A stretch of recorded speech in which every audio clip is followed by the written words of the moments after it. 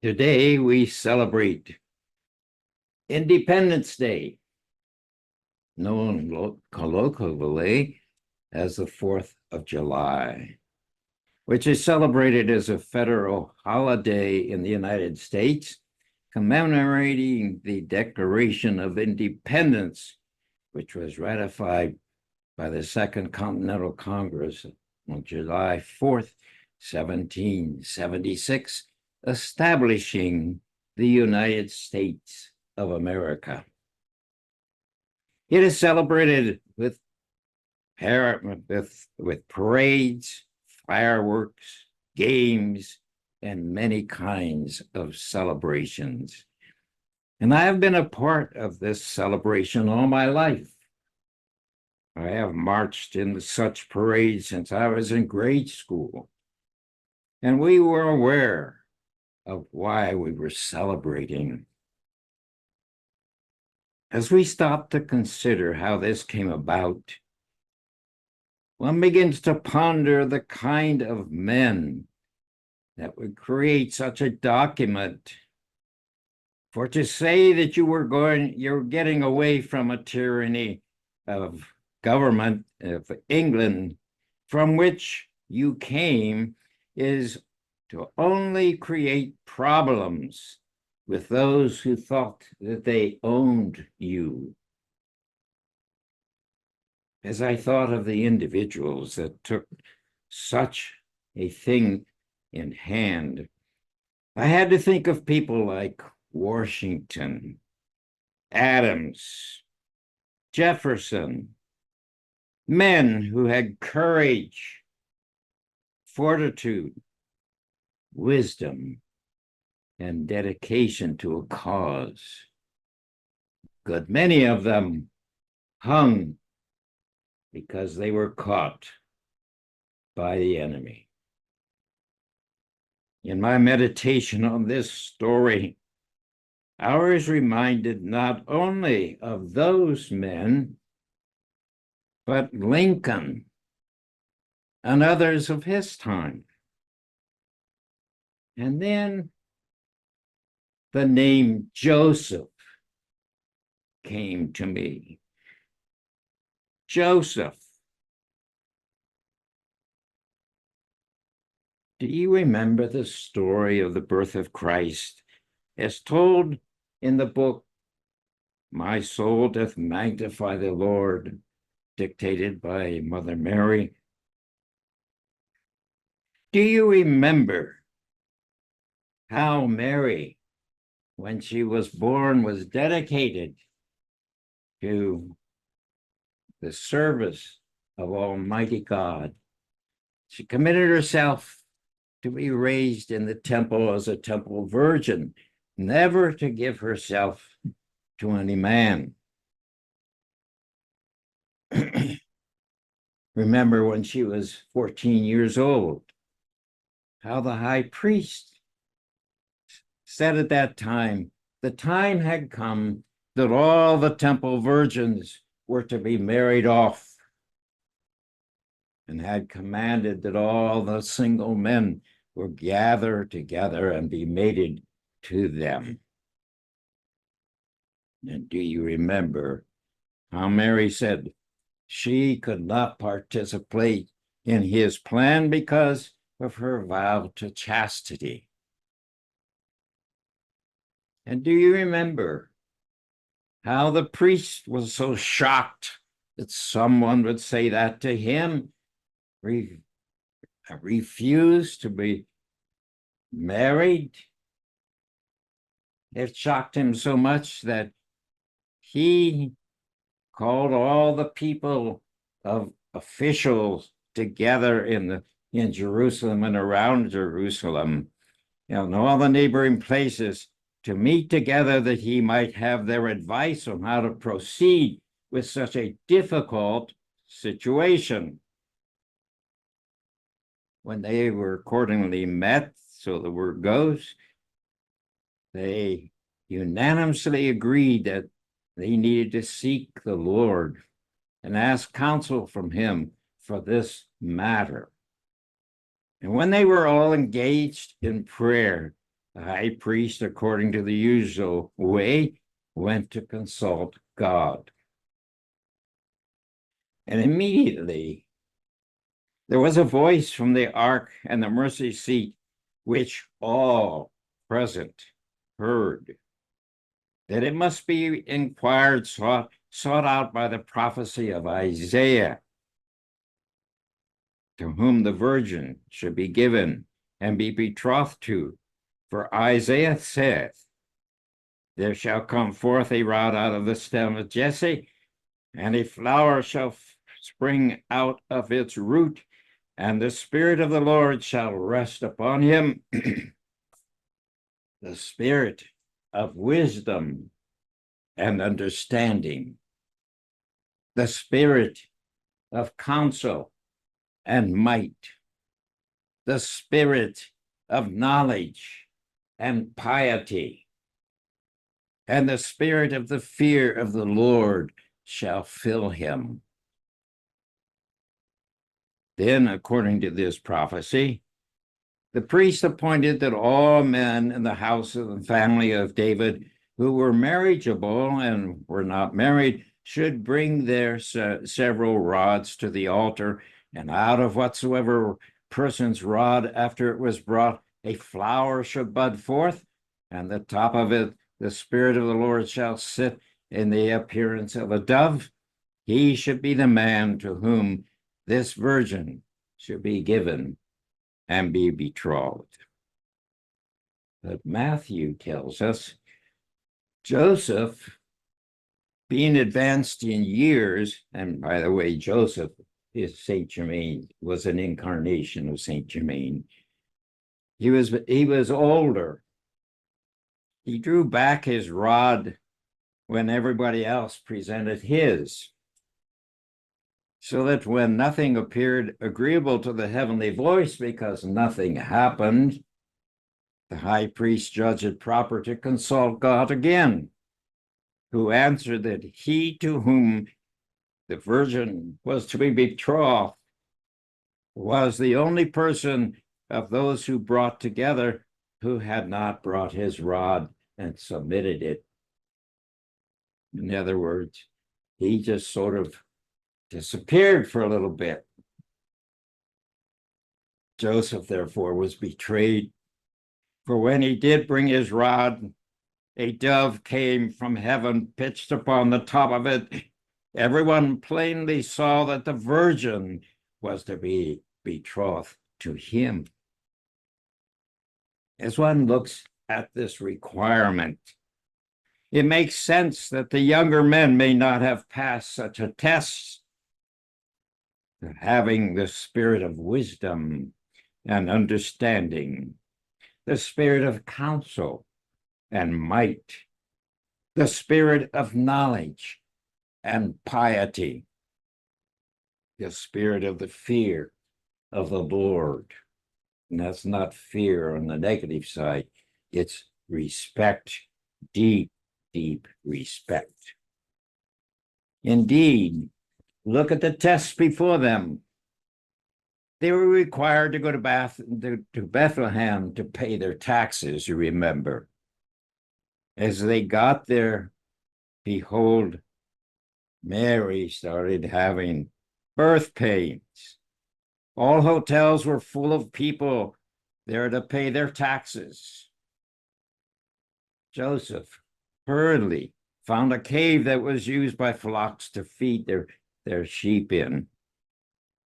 As soon as he had it arranged for her, he ran to find a midwife.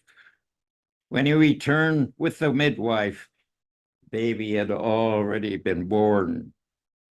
And then he had to handle the influx of people, the shepherds, the wise men, local people responding to this tremendous thing that was happening in that cave. Very soon after the birth, he was awakened in the middle of the night by an angel with instructions to get the mother and the child quickly and head out for Egypt, for the governor's soldiers were coming to kill the baby. He had no headlights on his donkey. no maps on how to get there. It was in the middle of the night. He had to use the angel's guidance to head out at once. And after arriving in Egypt, he had to protect and support Mary and the child. Doubtful that a young man would have had that experience to be able to handle that situation. Now, I submit to you that the test he had to pass was the same test that the authors of the Declaration of Independence had to pass, and are the same tests that you and I are expected to pass for our ascension. The test of the spirit of wisdom and understanding. Spirit of wisdom and understanding. The spirit of counsel and might. The spirit of knowledge and piety. And the spirit of the fear or deep awareness of the Lord. To assist us to pass this test is the mission of the Ascended Masters, which most of us, I would hope, are chelas thereof. And Saint Germain, who was the incarnation of Joseph, has certainly done all he could to assist us in this great plan. He has produced so much material, as the other masters have done also, for our mastery in our Christhood, in knowledge and piety. Piety means one's reverence or devotedness or dutifulness or obedience. When the scriptures talk about how Jesus wept because the disciples just didn't get it, so the masters share how they too weep tears because their students just can't seem to get it fast enough. So in meditation, I said, Saint Germain, where do you want me to start on this Sunday's message?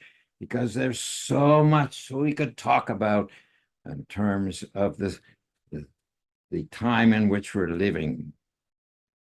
And he suggested that we go to the I Am discourses that he gave us so long ago. There's 33 of them, 33 individual lessons that I recommend you spend every day one on one. Just read one. You will be changed. That's a month's supply. And if you could discipline yourself to read one every day, you will be amazed what will happen. In fact, he said, go to number 8. And incidentally, the invocation of the morning was from number 5. That was his invocation. So today we're going to look at number 8. For let me tell you something. There's a miracle here for you. He starts out by saying, that which everyone seeks is happiness, sometimes called bliss.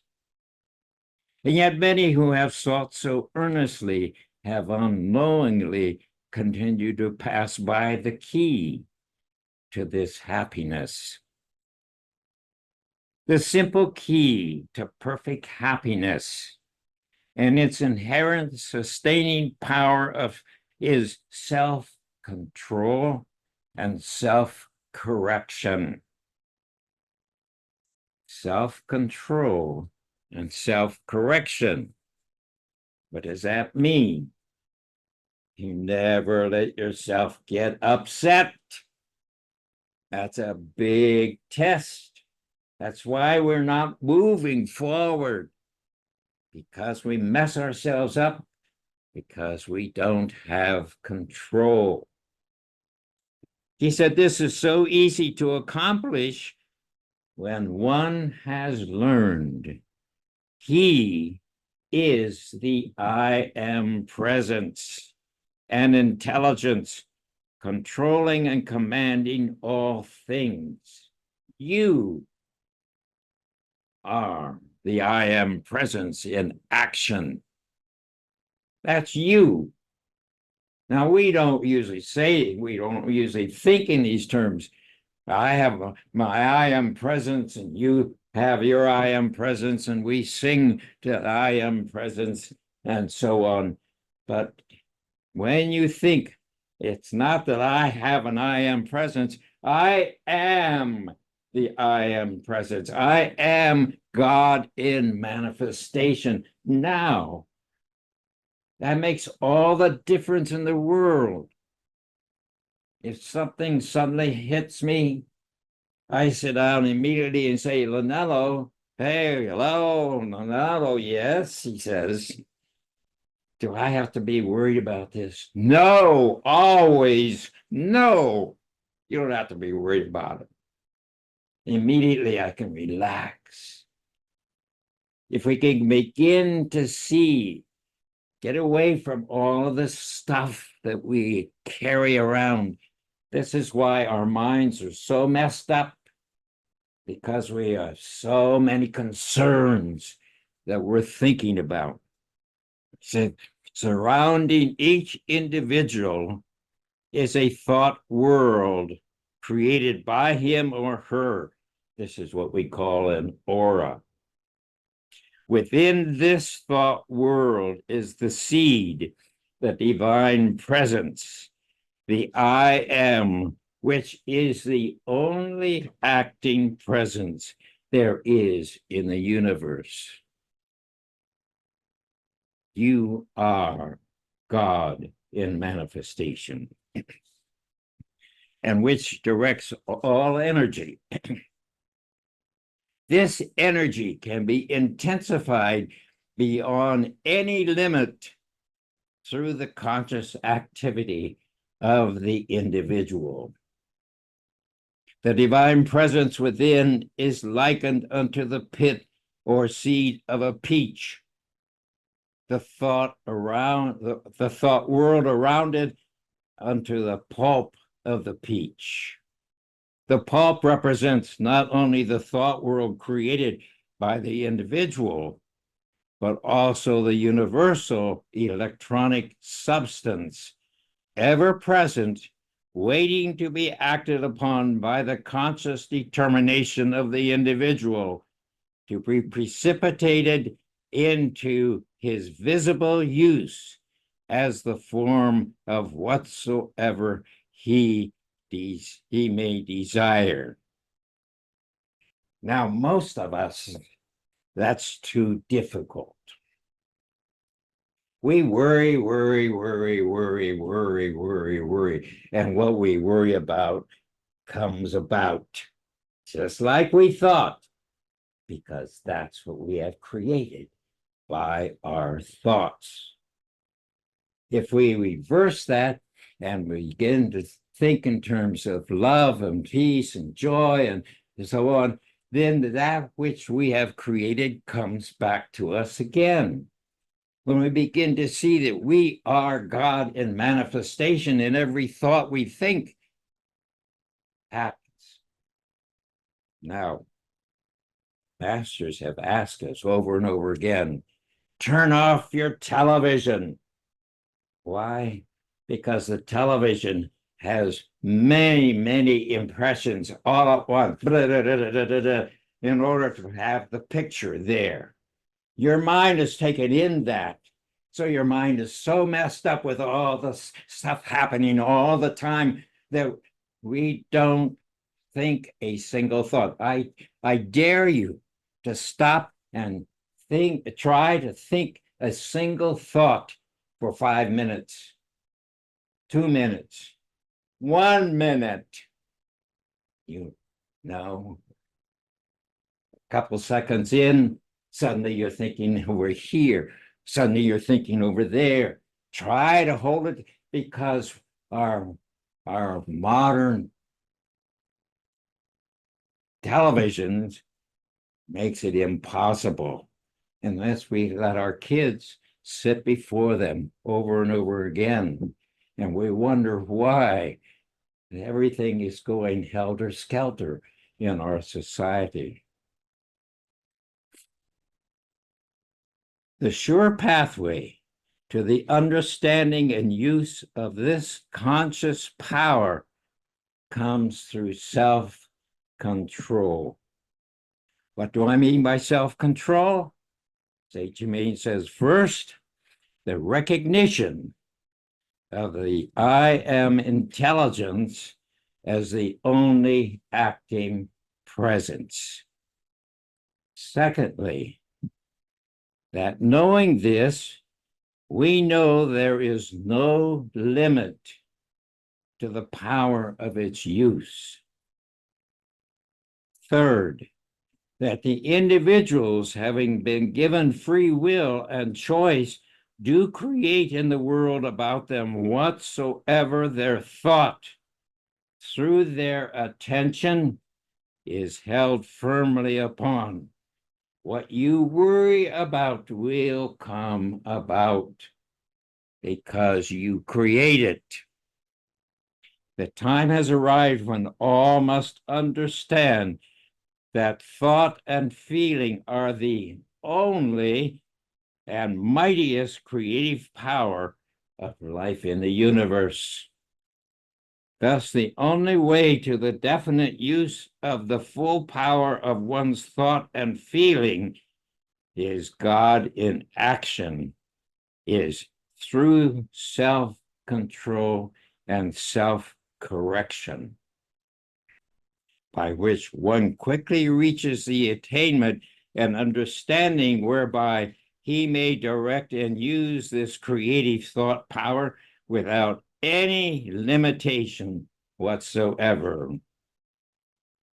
One of the books that I have been using in training ministers is the book Life and Teachings of the Masters of the Far East. And the writer tells constantly the different things that the masters are pulling off. He was sharing, for instance, they went to a great big banquet. It was a big room, lots of people, and they came around to collect for the food.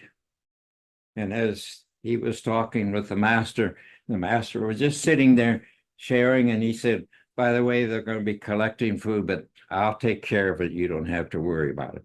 So when they come, he just went like this, and out of his hand dropped the coins for the meal.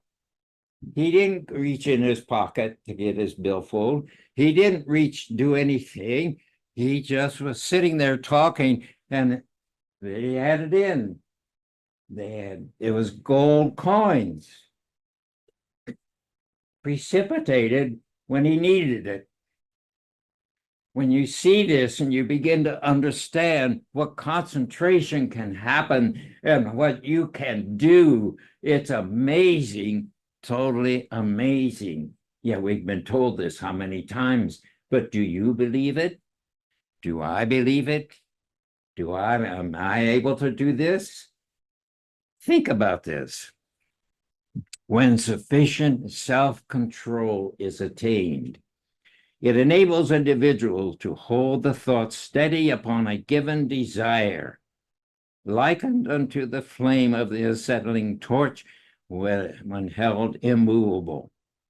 Thus, thought and feeling held upon a given desire unwaveringly with the consciousness that the I am presence and intelligent thinking, that is God in action. Then will they understand that they may bring into visibility, precipitate into visibility, whatever they desire. You say, what's this got to do with the 4th of July? Has everything to do. If you're going to be the man or woman for the moment You better know how to start working with this higher source. This is why you have an Abraham Lincoln. This is why you have a George Washington. These people who are able to reach up and pick up more stuff. This is what's needed in this hour. He said that it's been proven in 1,000 ways that the effect of a thing cannot bring happiness. Only by the understanding of the cause operating may the individual be a master of his world. Each individual, knowing that he is the creator of his own world, what he wishes to have manifest in it, will understand that he has at no time any right to create anything discordant in another's world. Thus, each individual is left free to meet the effect of his own creative cause. In other words, don't criticize other people. When you criticize other people, you are creating that within your own self.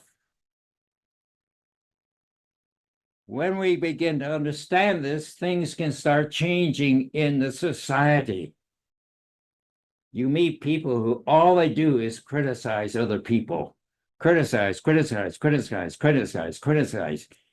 Look at their own lives. They're just nothing but a mess because they've created it. We have to begin to see what we're talking about here. I rejoice exceedingly, he says, at the success with which each student under this radiation is coming to the mastery and control of the outer self. Here I must say to them, beloved students, could you but understand that the magnificent splendor of achievement before you, through asserting self-control over the outer activity, you would bend every effort, every moment to attaining control and mastery over all outer expression. Thus, you will be enabled to maintain the needed harmony through which the inner mighty power of the I Am Presence is liberated into your conscious and visible use. Let us disabuse the minds of the beloved students of the sense of time, distance, and space. What he's saying here is convince everybody that there's no such thing as time in spirit, no such thing as distance, no such thing as space. Close your eyes. Visualize your neighbor's house. Go and stand before your neighbor's house right now. You'll be amazed how accurate you can be. In a moment, you can move anywhere around this world.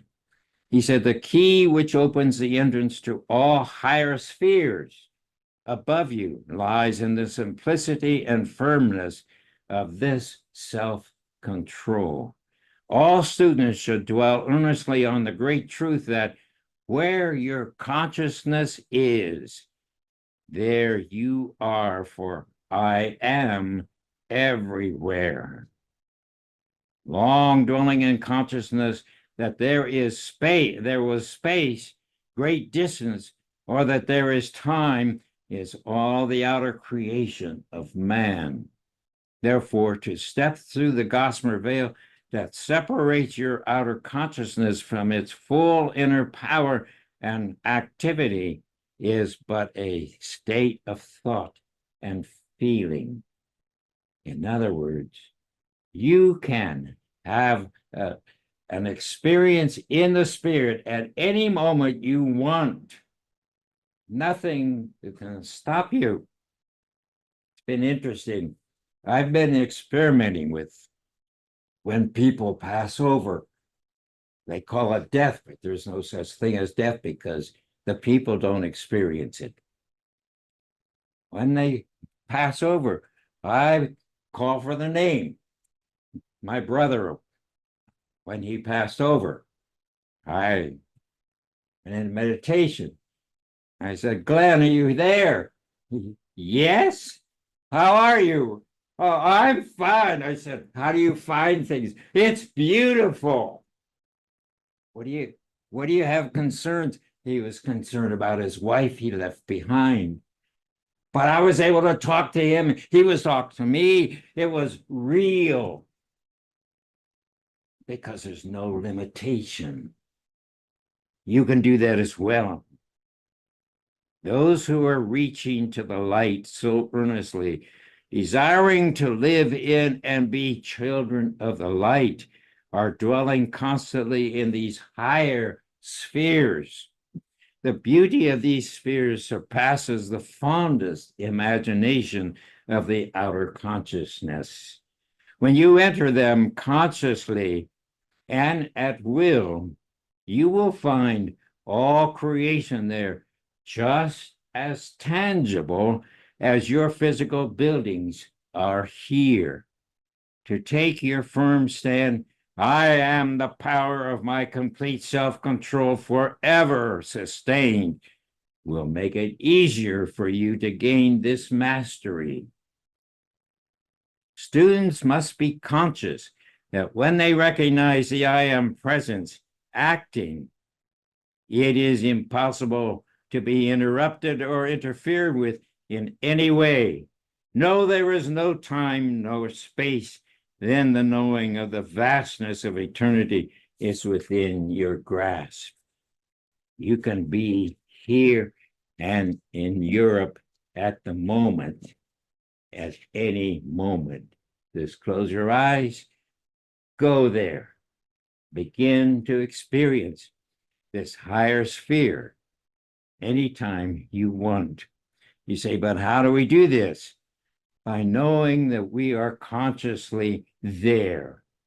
We have a program that Mark Myers developed. It's called Flame Transference. Every second Sunday in the evening, we do this. And he takes us to one of the retreats of the Brotherhood. And we experience what it's like to go in to the main retreat, what it looks like, what it feels like, etc. And how many people I've heard say, wow, I actually thought I was there. Well, you were. When you see this, you begin to see what Saint Germain has said here is very, very real. And you know, the moment you can do this, you can affect the world at large right now. Through the power of the electronic circle which I have created, I am no longer touched by any doubts or fears. I joyously grasp the scepter which I am and step boldly forth into any of these higher spheres that I wish, retaining perfect, clear, conscious memory of my activity there. This is Saint Germain talking. Go to YouTube. Begin to read some of the stories of the people who've had the experience of dying and then coming back. And let them share with you the beauty of the good part, and let them share with you if they've gone to the hell part of it. When you begin to see the reality that Saint Germain's talking about in people having these experiences, in this one way, one may quickly find himself enjoying limitless freedom and the perfect happiness of being active in any sphere he chooses. Now, I had the experience some years ago.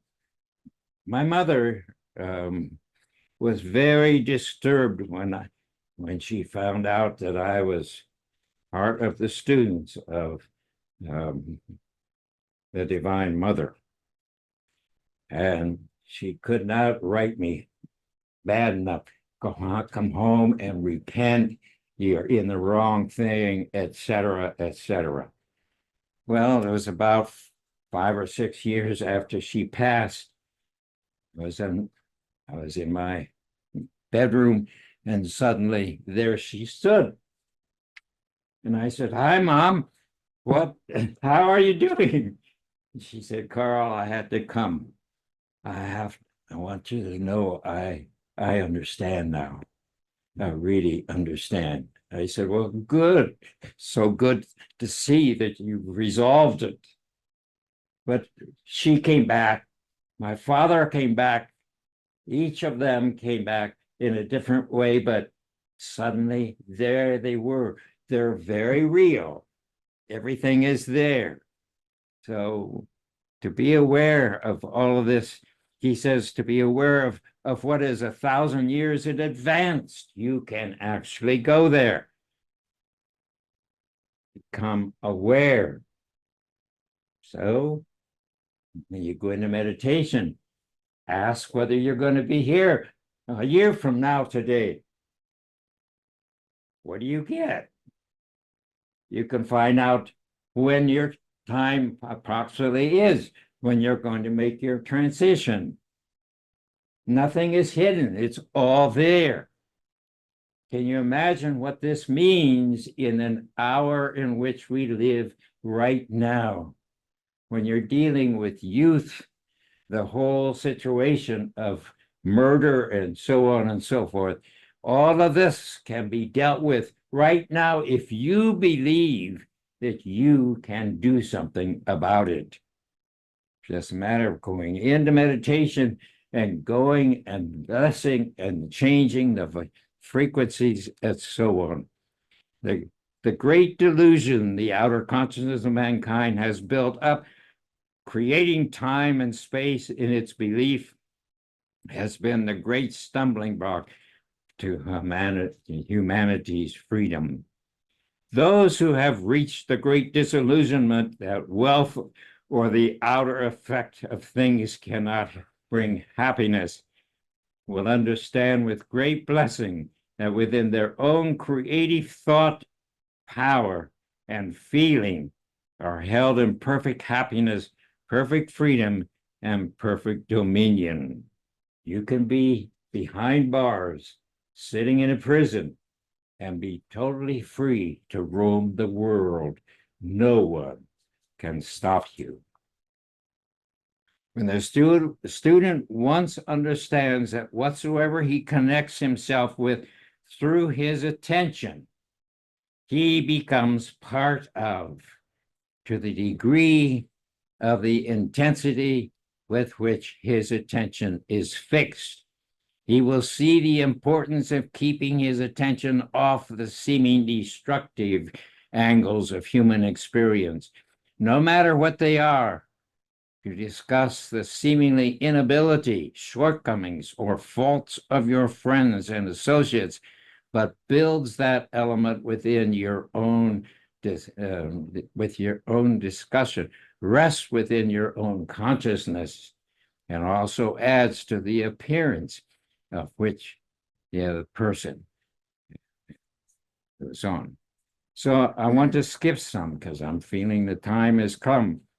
We must move on. But I think what Master Saint Germain wanted us to deal with today, it's so easy for us to keep this out there. George Washington and those guys did a great job. Yes, they did. And Lakeland, he did a great job. Yes, he did. What does that do to you? You and I must step up now in this hour and become the person that is needed right now to change the situation. But we don't see ourselves in this role. We read the news and we say, "Oh, that's really, really bad." I mean, what's the matter with these guys? Somebody ought to do something about it. But we don't see ourselves as that person. We don't see ourselves. When I took the first level of Summit University, we had a fellow who was in the second or third level, and I watched him watch the news, and the news would be something up, and he would say, "In the name of Jesus Christ," and he would make the call right then. And then again, you could hear him way down the hall because he was doing the job that needed to be done. And most of us don't see ourselves in this role. This is why when Jesus talked to his disciples, it was disturbing because they just couldn't see themselves where he was. How many times he said, "You guys can do it too." He even sent them out to do it, and they finally discovered some of that stuff. But we have to see ourselves in this role. So we must start working with the mastery that was given to our beloved Saint Germain, the spirit of wisdom and understanding. You have it. You have been in it for years. You have to begin to see you have that understanding, the spirit of counsel and might, the spirit of knowledge and piety,